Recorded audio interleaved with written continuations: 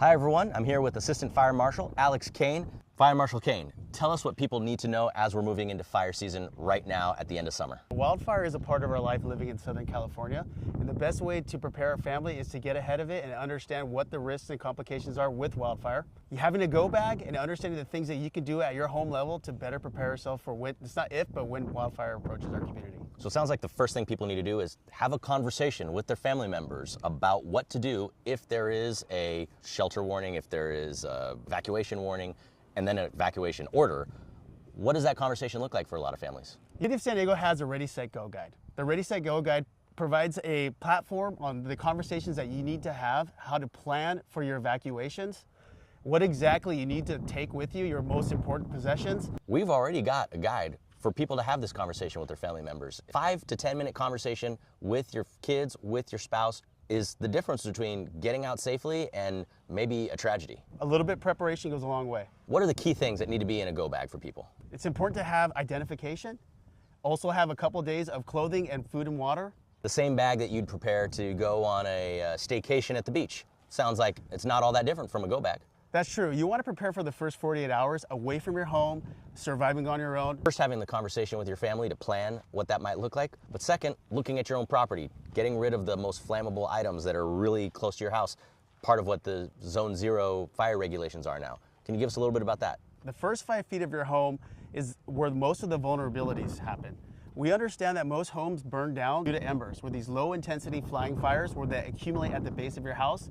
The removal of combustibles within that zone and just basic maintenance, getting rid of tree litter and dead materials, will increase the survivability of your home.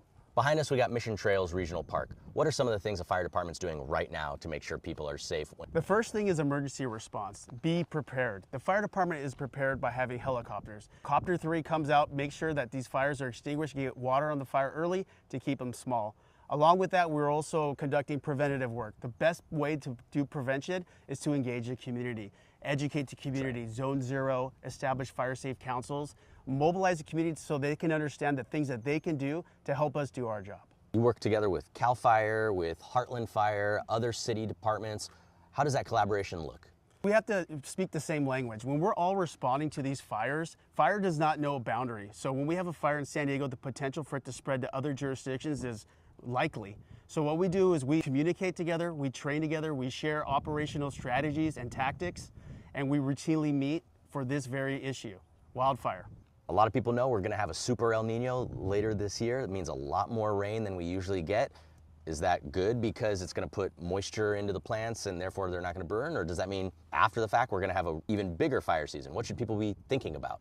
Well, while it's raining, the likelihood of fire and it spreading is lower.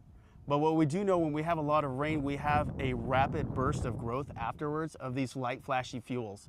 Initially, after the first 3 months, we'll have growth of that, but once it starts drying out, our fuel load is increasing and the rapid fire growth is more prominent. Just so people know, what's the difference between an evacuation order and an evacuation warning? This is the difference between evacuation warning and an evacuation order. The notification, hey, there's a fire in the area, it may be coming your way. Please start to get your belongings together and consider evacuating. Evacuation order is the fire is imminent, gonna hit your neighborhood, evacuate now. You don't have to wait till you have that evacuation order or that evacuation warning. If there is a fire in your area and it may come towards you, evacuate early. If you can get out of that neighborhood sooner, you're gonna avoid bottlenecks or traffic, and it allows the fire department to respond and pre-position units so that we can suppress that fire. We also have Fire Marshal Anthony Tosca here with us as well. Tell us what we are seeing in terms of the fire safe councils and what the community is doing together with your office to actually keep their neighborhood safe. No, it's been a great collaboration. Now I think we have over 50 plus in the county and over 20 in the city itself. So this extension of the fire department and the community collaboration is key.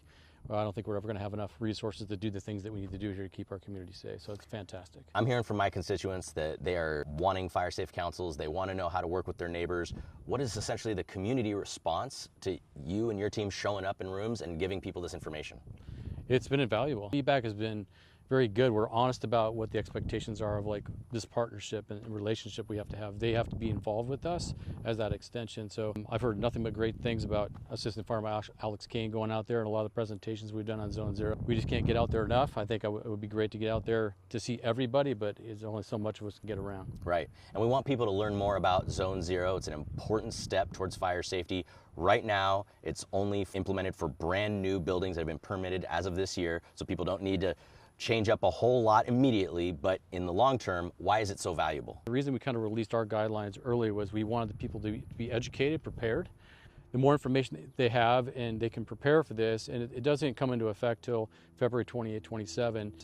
It's that whole relationship of living with fire. It's all about survivability, insurability. I think one of the most important things we miss is that insurance is expensive. I've heard from thousands of constituents, truly thousands, that have lost their home insurance because of the fire risk. This is one of those steps to actually bring the cost of living down by making sure insurance rates are a little bit more affordable, right? 100%. There's a preconceived notion like, ooh, I'm in the fire hazard severity zone, I'm gonna lose my insurance. It's quite the opposite, actually. So having people in the fire hazard severity zone and understanding the relationship of getting part of a fire safe council and enforcing codes and regulations associated with that will make our community safer just by the result of requiring evacuation routes, requiring defensible space. Here's a question that people ask. They see a house and they've lived in their house for 30 years. They have a really big tree that they feel is close to their wall. Do they have to chop that tree down because it's within 5 feet? No, I think what we're looking at is reducing the risk, and we want progress. So we'll work with you. If it's something that has to come out, we can get a compliance plan in place, kind of work with them. And that's not until years down the road. So we're going to start with the simple things. But there's historic nature of things, and so we understand that. So we'll make a collaboration with somebody and make a decision. If they're willing to sign off on that and understand the risks that are there, we can work with them. Having a conversation with your family, understanding what you need to have in your go bag, let the fire department professionals come in, handle the issue when it's there, evacuate. You can evacuate early. That would even be helpful. You don't have to wait for the order. What I'm hearing is a little bit of forethought, a few conversations with your family, having your bag ready, a well-staffed, well-resourced fire department. You guys are the ones who are going to take care of the business, right? Absolutely. All right. That's right.